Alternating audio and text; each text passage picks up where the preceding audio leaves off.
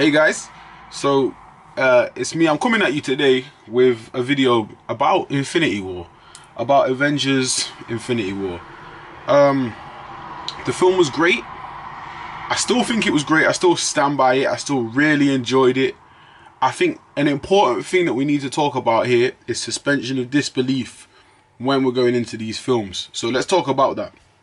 So me personally, as a fan of comics and as a fan of like entertainment in terms of manga, anime, all that kind of stuff, there's a level of disbelief or suspension of disbelief you have to be a fan, right? What do I mean by that? And I don't want to talk about this too long, so I'm going to give myself 1 minute to talk about this. So for example, today I was on YouTube on one of my videos and someone saying, not even on one of my videos, on a video I commented on, and I don't comment on many videos, but on a video I commented on, this guy was drawing a picture of All Might from My Hero Academia and the Hulk, and he was saying he thinks Hulk could win because he's the Hulk, and I commented All Might would wash the Hulk. And I've been kind of going back and forth with this guy who's been like, well, you know, Hulk, blah, blah, blah, blah, blah. And as I said, I just put in the comments, Hulk doesn't have super speed. All Might has Hulk's powers, possibly greater strength and super speed, legit super speed, where he can fight. Everything he does is at super speed all the time. He can appear at super speed. He's got all these incredible punches he can throw at super speed. He can multiply his power by will. He can go beyond his limits, you know. So to me, suspension of disbelief is, and I think I've gone over a minute, but is the idea that comic book characters like Hulk, Superman can exist in the same verse and Hulk wouldn't just get wrecked instantly by Superman. And I say that because in reality, Hulk can't even hit Superman. If Superman's super speed is always active, if it's like a reflex, like it's supposed to be, Superman should never ever get touched by any character that doesn't have equal speed. But he does, quite often. Because we need that suspension of disbelief so we can tell the stories. This was the issue with Infinity War for me. But I just went through it and I still enjoyed the film, but I kind of knew this probably would be the case going in, because the Marvel Cinematic Universe has nerfed characters constantly. It's lowered their power levels. It's done things like make Captain America seem really superhuman. It's done things that the normal comics don't always do. Thor didn't have powers of teleportation and stuff like that until recently, when he got his Stormbreaker new hammer in the film, which seemed very powerful. So in Infinity War, and I'm just going to spoil stuff. I'm not going to go through the whole narrative of the film, but I'm just going to spoil certain things that happen in the film. So in Infinity War, obviously Thanos gets all of these gems and he does a lot of stuff in this film. There's a scene where he first gets the Reality Stone and Drax and Mantis run at him and he turns them into like Art Deco. It's crazy what he does to them. He completely manipulates reality. It's crazy. So why, when you attain another stone later on and you're more powerful and versed with all of these stones, why are you fighting Avengers like you don't have that stone? Why is everyone just not getting turned into Art Deco? That's my question. Why is everyone not getting transformed? When you have the Reality Stone, you have the Power Stone. People could have just got touched and atomized, but he didn't do that. You know, in Guardians of the Galaxy 1, when Ronin has the Power Stone, all he has to do is get to the ground and touch it with his hammer, and he's going to destroy the entire world. In this film, Thanos doesn't display that he could destroy an entire planet once. He does bring down a moon, but he doesn't display that I could just wreck you Avengers. That's what I thought was going to happen. I thought he was going to roll up and just start wrecking fools, touching them, and they're just disintegrating and stuff. None of that happened. So we have to suspend our disbelief because they have to make the film entertaining by standards of entertainment. And I think there's a balancing act when it comes down to these things, because someone like me who's an anime and manga fan, we don't have to compromise that a lot of the time. The characters in anime and manga make sense. We know Naruto and Sasuke, when they first met Madara, weren't strong enough to beat Madara. So they both died. And they both came back. And they both came back at a higher level of power so they could match him. Right? Even in his ascended form, they could match him. It's all about matching. Right? In comic books, they don't always do that. They throw a bag of heroes at a character and try and make sense. That, oh, there's a way he can beat. If they do this, this, this, and this in combination, they can beat this guy. Truth of it is, in the actual Infinity Gauntlet story, Thanos wrecks everyone. And there's no one to stand against him. In this film, it seemed like it was not difficult for Thanos, but there was times when he almost legitimately lost.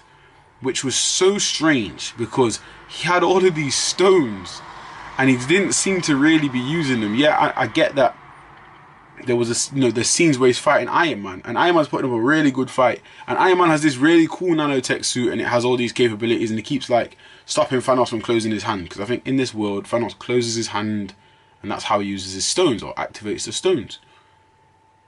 But still, Thanos should have just closed his hand, because Thanos is really strong. There's a lot of stuff in this film that kind of makes you suspend your disbelief, especially that scene from the trailer that caused uproar when Captain America's holding back Thanos. Now in the movie, it's actually like Captain America is really holding back Thanos. Yeah, he's trying his absolute hardest, but it doesn't make any sense. And then Thanos punches Captain America, which should kill him.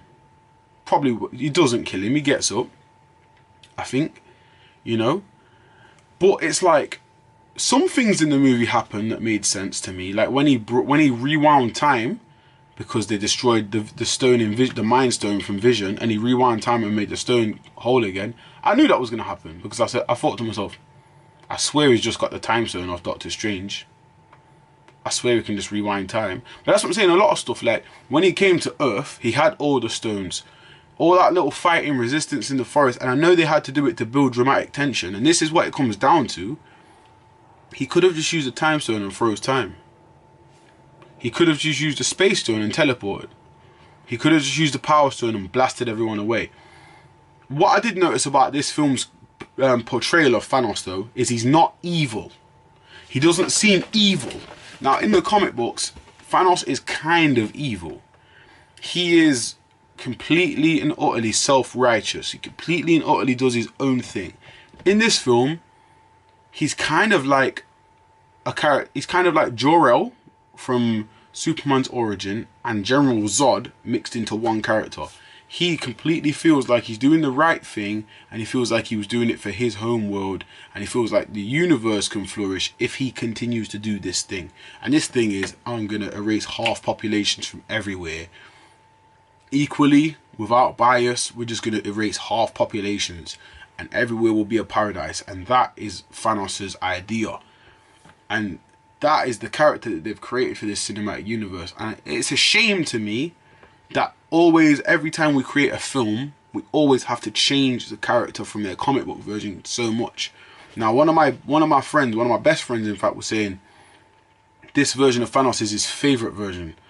To me, he's a great version of the character, but he's not Thanos-y enough, because he doesn't have all of the other things that have made Thanos over the time he's existed. He doesn't have the anger, the aggression. He doesn't have that inside of him, that love for death and nihilism. He doesn't have that. This guy legit just wants everywhere to be a paradise. And at the end he smiles because he thinks he's done a good thing, which is strange. But at the same time, it doesn't, to me, right, the Thanos from Guardians of the Galaxy that was talking about bathing the starways in people's blood and all that, doesn't seem like this is the same guy. That guy seemed like he was legit a beast. Like he just was like, I'll just kill you. That's what the way he bullied up Ronin was like he was Thanos from the comics. And if anyone gets a chance, go back and just watch that Thanos clip where he turns around in the chair. He's just like, and he just cusses Ronin. He lets Ronin have it, and Ronin's like, oh shit. And Nebula's like, yeah, this is a battle you're not gonna win. You can't. To me, That is how Thanos was supposed to be. And I'm hoping in the next movie, he just switches. I'm hoping when the Avengers come for him and they start frustrating him and attacking him, I'm hoping he just the flip, the switches in his head and he just goes nuts. But yeah, you know, so, you know, they did change Thanos, in my opinion. You have to suspend your disbelief. And I think that's the biggest thing. You have to suspend it, because you can't just be like, oh, this should happen. You know, it's just, and as I said, it's just like in a comic book. Almost every comic book that I've read, or, you know, that I really enjoy, the characters with more power, like, for example, recently, I've been reading Thor, and the female Thor, her run has just come to an end because she, you know, she's just kind of given up Mjolnir and stuff like that. And in the end of her saga, they were fighting against a being called Mangog. Odin, Thor, and her were all, and they couldn't stop Mangog. Now, to me, I'm pretty sure, I've been reading Marvel comics for years and years and years. Odin is like a pseudo omnipotent character. Why is he struggling with Mangog? Odin, unless Odin's been completely nerfed, there's no way, and I feel like he has been nerfed. I feel like a lot of the Asgardian characters have been nerfed in the comics. Unless he's been nerfed, why is he struggling with Mangog? Suspend your disbelief, because apparently in that book, Odin's only got the power of energy projection, but in a lot of other books, Odin can teleport, he can lift up Mjolnir, he can create constructs, he can make himself huge, he can destroy. I've seen Odin destroy star systems. I've seen Odin defeat Galactus, but he can't beat Mangog. So is Mangog relative to Galactus? And this is the same point one of my favourite YouTubers was saying. His name's Jody's Corner. He was saying, well, how can Captain America hold Thanos' hand? How can he stop Thanos' hand? I have no idea. But they made it happen because he's Captain America. It's more of symbolism than anything else. But it still doesn't make sense. Just because you want to make symbolism doesn't mean it makes sense. That's like Batman holding back Darkseid. It's stupid. Captain America is, at most, he's half of Spider-Man's power level in the MCU. And I don't even think he is that level. How is he holding back Thanos? It doesn't make sense whatsoever. But they had to do it because they needed that moment. And that's the problem with Infinity War. I still love it. I don't care what anyone says, even Jody's Corner, and I'm a big fan of his channel. I still love the film. I am still going to see it again. I haven't got to the cinema to watch it again yet, but I am still going to see it again because I really did enjoy it. I really thought it was cool. I really liked the way they represented the characters, like Thanos' Black Order. I don't like how they never really named him and spoke about him properly and really introduced us to him, but I do like how they were kind of portrayed in the film. They did seem a bit weaker than their comic book counterparts.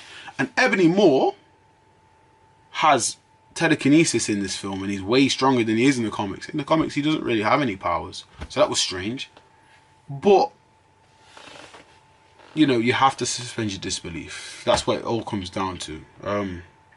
You know, and this is a big example of a movie where you really have to do that. A lot of films we've had so far, we haven't had to do that. You know, sometimes you do, but a lot of other films, you don't have to so much. You know, and that's my problem. Because, for example, Justice League, and a lot of people didn't like it. I was a big fan of the film. I still like it. I still would watch it again. I watched it multiple times. There's a scene when Superman comes back to life, and obviously the Flash tries to run up on him, and he sees the Flash. So it's notable that he reacts at super speed. They're showing you that, right? Cool. There's a scene later on where Steppenwolf tries to hit him, and he reacts at super speed, and Steppenwolf can't hit him. Now that's like, we make another Superman film and we put a slow character in it and Superman keeps getting hit by this slow character. That's the same thing as that. You'd have to say, well, I swear last film he was like matching speed with the Flash, but sometimes they do these things to make the story kind of cohesive. I don't respect it. You know, in my webcomic and in my own stories, that stuff's not going to happen. If a character's fast, he's not getting touched by characters that aren't fast. I just don't believe in that. I think that's absolute. I just think it's absolutely ridiculous. But comic books have been doing it for years because they haven't followed the same framework as like Japanese animations and Japanese comic books. For some reason, you know, even down to basic principles, you know, like people might think that, for example, and I keep harkening back to Superman, but people might think a character like Superman uses his powers in conjunction. He doesn't use them always. He's not always, because the idea behind Superman is that he is super, which means that at all times he is super. He doesn't activate his super speed just when he starts running. He's supposed to always be in the super speed state of mind, because his brain moves faster than ours, and you know, the synapses, they're all triggered way faster, right? But a lot of people might write him like he uses them when he wants to use them, like he mentally taps into them, and that's the issue. That whereas Japanese characters, if you throw a friggin' kunai at a Naruto character and they're not looking, they'll hear it cutting through the ear and they'll dodge the kunai because they've got super speed. It's just a different world. But anyway, guys, that's my only thing with Avengers Infinity War, is just that there's so many moments in it when you're like, especially when he starts to get more stones, you're just like, what? You know, and then at the end, Thor gets this new hammer, Stormbreaker, and apparently this new hammer can match the power of the Infinity Gauntlet and damage Thanos. He throws the axe at Thanos. Why does Thanos just not turn back time? Why does Thanos just not use the stones to heal himself? Who knows? Apparently he's still wounded as well when he goes to his little cabin. I can't really remember that. I might have not been looking at his body. I apologise for missing that. But also, if he is still wounded when he gets to the cabin at the end, why is he still wounded? He's like omnipotent. The gauntlet's meant to make you omnipotent. Like, I just don't. But at the same time, this is the MCU. This isn't the comic books. We have to always remember that. Because in the DC universe, in the DC films, the mother boxes create a union. I've never heard of a union from the comics, but they've created this new thing for the films, and that's what they're doing. I enjoyed the concept, but it's just strange that that's what they've done. And that's where we are. So anyway, guys, I've been Fiji. This is where I think and I feel. Please like and subscribe. Share if you want to. And yeah, just you know, give your comments down below. See if we can get a reaction. But yeah, I'll see you guys in the next one. Suspend your disbelief. Peace.